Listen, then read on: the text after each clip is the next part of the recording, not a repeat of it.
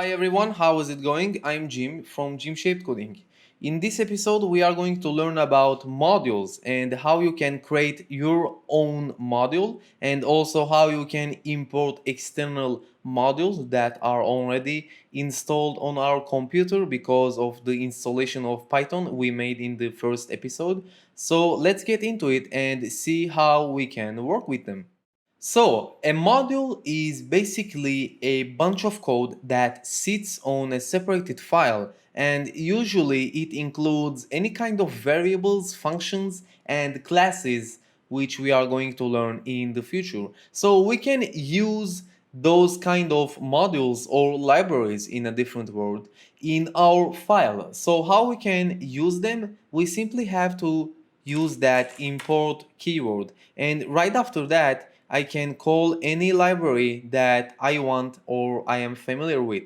So in order to explain how modules working, I'm going to work with a library that is called random. And what random library is about, it is simply a bunch of functions that is made for pick random information from some long dictionaries or lists. For example, think of a list with elements 1, 2, and 3, and then I can call a choice method that is inside that random library. And what this will do, it will generate a random that is only going to be picked from that list you specified. So this is what we are going to do, and we can call any method that is inside any library by calling the library name first, and then as I hit the dot sign, you see that a drop down with all the options appeared, and then I can just call here the choice method, and as an argument I will pass a list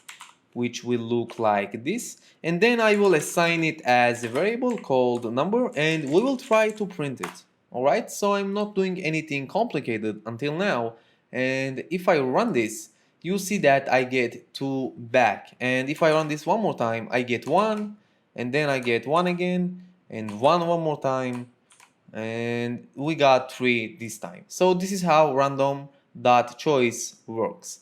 But we have more ways to import some libraries. So we have the import space and then the name of the library.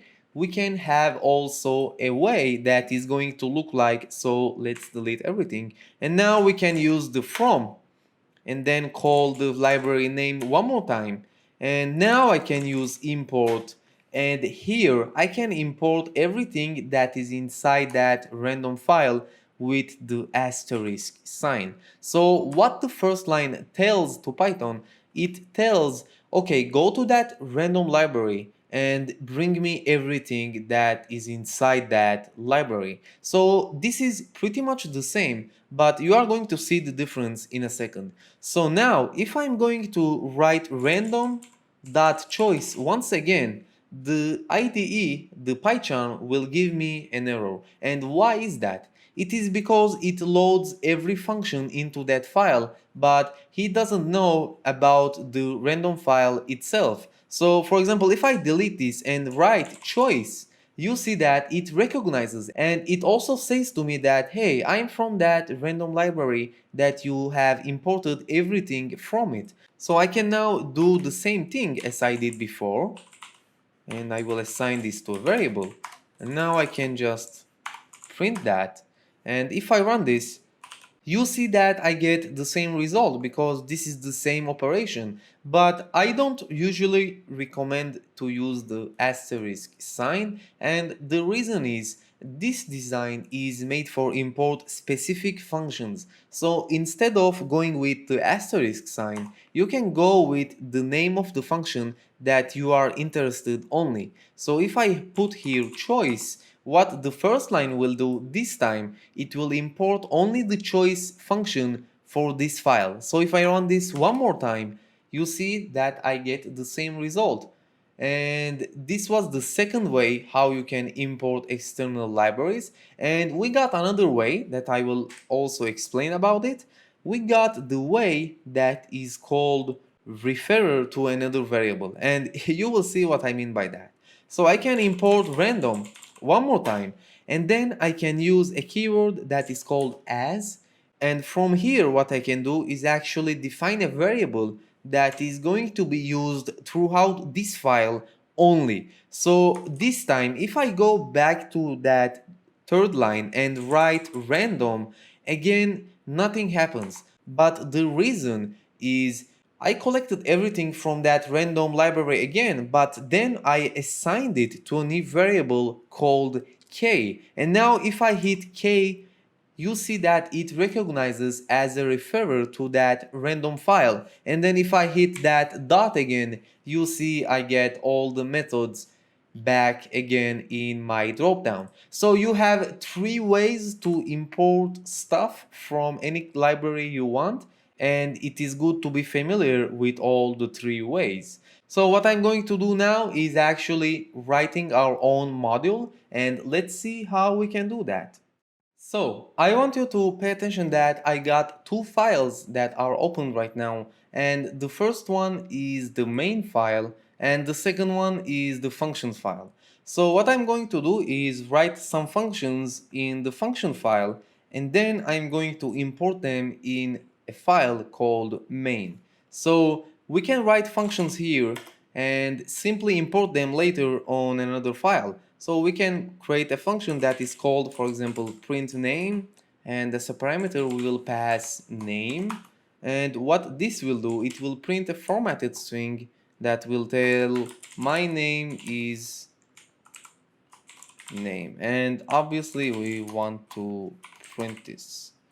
And now as I exit from that function, I will create one more function that is called multiply by 2, and as a parameter we will pass a parameter called number.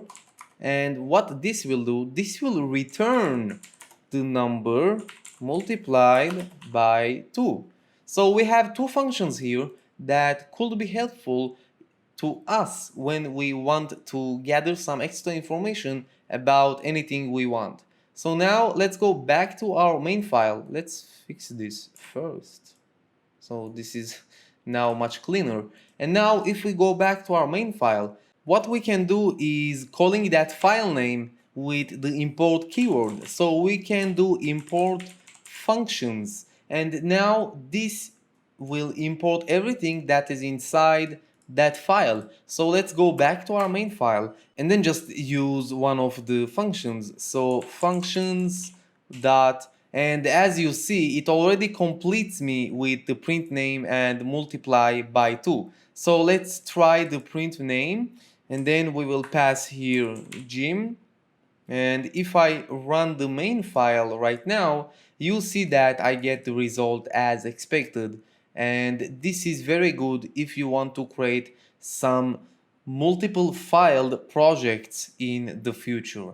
And we have also the another way, and you can already guess that you can use from functions import, and then if I hit control space, you see that I get all the two functions that I defined, and then I can import only print name, and now I can get rid of these functions dot, and this time I will get the same result again. So this is how you can create your own modules, and I hope this will help you to understand that you can not only create any type of script or any type of Python executable file with just one file, but you can actually separate your project into more files, and this will allow you to have more organized code, and also you can organize functions in different files.